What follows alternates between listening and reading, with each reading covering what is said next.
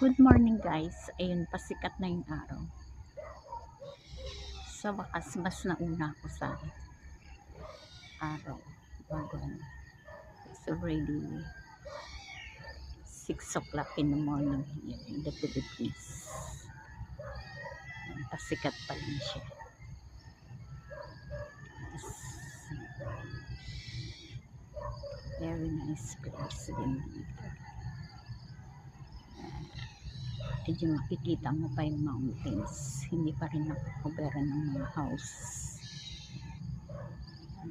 Medyo humid siya, kaya medyo mabagal yata yung pagsikat niyang gano'n.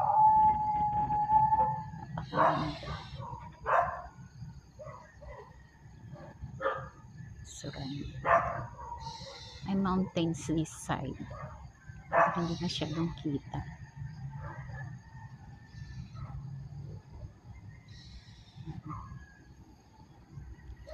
Sinira ng undo yung mga trees. Parang pasikat na siya. Medyo humid kasi. Hindi masyadong kita yung pag sunrise niya.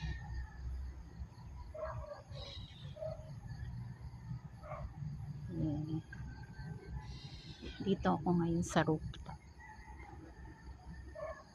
ng bahay.